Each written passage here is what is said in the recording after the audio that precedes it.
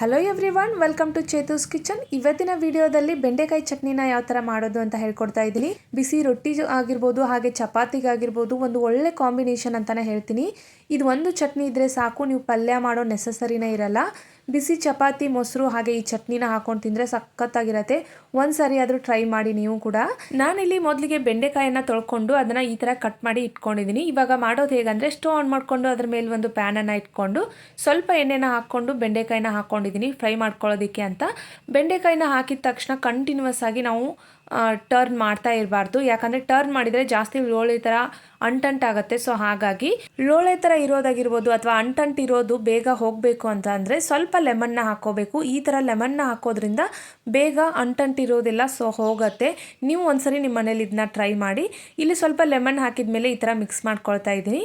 Mix ಮಾಡ್ಕೊಂಡಿದ್ದಾದಮೇಲೆ ನಾನು ಮೊದಲೇ ಹೇಳಿದಾಗೆ ಜಾಸ್ತಿ ಪದೇ ಪದೇ ಟರ್ನ್ ಮಾಡ್ಕೊಳ್ಳೋದಕ್ಕೆ ಹೋಗಬಾರ್ದು. ಸ್ವಲ್ಪ ಮಿಕ್ಸ್ ಮಾಡ್ಕೊಂಡಿದ್ದಾದಮೇಲೆ ಸ್ವಲ್ಪ ಹಾಗೆ ಬಿಟ್ಬಿಡ್ಬೇಕು. ಈ ಥರ ಮತ್ತೆ ಒಂದ್ಸರಿ ಮಿಕ್ಸ್ ಮಾಡ್ಕೋಬೇಕು, ಮತ್ತೆ ಬಿಡಬೇಕು. ಈ ಥರ ಮಾಡ್ಕೊಂಡ್ರೆ ಸಾಕು. ಲೋಳೆ ಥರ ಇರೋದು, ಅಂಟಂಟಿರೋದು ಎಲ್ಲ ಹೋಗ್ಬಿಡತ್ತೆ, ತುಂಬ ಫಾಸ್ಟಾಗಿ ಹೋಗುತ್ತೆ ಲೆಮನ್ ಹಾಕೋದ್ರಿಂದ. ಇವಾಗ ಕಂಪ್ಲೀಟಾಗಿ ಫ್ರೈ ಆಗಿದೆ. ಇವಾಗ ಸ್ಟೋವ್ನ ಆಫ್ ಮಾಡಿ ಕೆಳಗಡೆ ಇಟ್ಕೊಳ್ತಾ ಇದ್ದೀನಿ. ಒಂದು 5-10 ನಿಮಿಷದಲ್ಲಿ ಮಾಡ್ಕೊಂಡು ಬಿಡ್ಬೋದು ರೊಟ್ಟಿಗೆ, ಆಮೇಲೆ ಚಪಾತಿಗೆ. ಒಳ್ಳೆ ಕಾಂಬಿನೇಷನ್. ಒಂದ್ಸರಿ ಆದರೂ ಟ್ರೈ ಮಾಡಿ, ಫಿದಾ ಆಗೋದಂತೂ ಗ್ಯಾರಂಟಿ ಇದಕ್ಕೆ. ಇವಾಗ ಇದೇ ಪ್ಯಾನ್ಗೆ ಸ್ವಲ್ಪ ಎಣ್ಣೆನ ಹಾಕ್ಕೊಂಡು ಸ್ವಲ್ಪ ರುಚಿಗೆ ತಕ್ಕಷ್ಟು ಗ್ರೀನ್ ಚಿಲ್ಲಿನ ಹಾಕ್ಕೊಂಡಿದ್ದೀನಿ. ಇದನ್ನು ಕೂಡ ಚೆನ್ನಾಗಿ ಫ್ರೈ ಮಾಡ್ಕೊಳ್ಬೇಕು. ಇವಾಗ ಗ್ರೀನ್ ಚಿಲ್ಲಿ ಕಂಪ್ಲೀಟಾಗಿ ಫ್ರೈ ಮಾಡ್ಕೊಂಡಿದ್ದಾದಮೇಲೆ ಇದನ್ನ ಎತ್ತಿಟ್ಕೊಳ್ತಾ ಇದ್ದೀನಿ. ಇವಾಗ ಒಂದು ಮಿಕ್ಸಿ ಜಾರ್ಗೆ ನಾನು ಫ್ರೈ ಮಾಡಿ ಇಟ್ಕೊಂಡಿರೋ ಬೆಂಡೆಕಾಯಿನ ಹಾಕ್ಕೊಳ್ತಾ ಇದ್ದೀನಿ.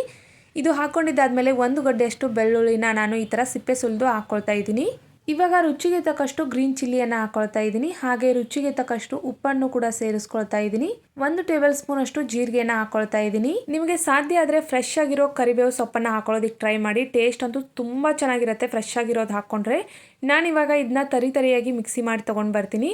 ಸ್ಮೂತಾಗಿ ಮಿಕ್ಸಿ ಮಾಡ್ಕೊಳ್ಳೋದಕ್ಕೆ ಹೋಗಬಾರ್ದು, ಸ್ವಲ್ಪ ತರಿಯಾಗಿರಬೇಕು, ಅಂದರೆ ಚಟ್ನಿ ಟೇಸ್ಟ್ ಚೆನ್ನಾಗಿರುತ್ತೆ. ಸೊ ಹಾಗಾಗಿ ಇಲ್ಲಿ ನೋಡ್ಬೋದು ಎಷ್ಟು ತರಿಯಾಗಿ ನಾನು ಚಟ್ನಿನ ಮಿಕ್ಸಿ ಮಾಡ್ಕೊಂಡಿದ್ದೀನಿ ಅಂತ. ಇಷ್ಟು ತರಿಯಾಗಿರಬೇಕು.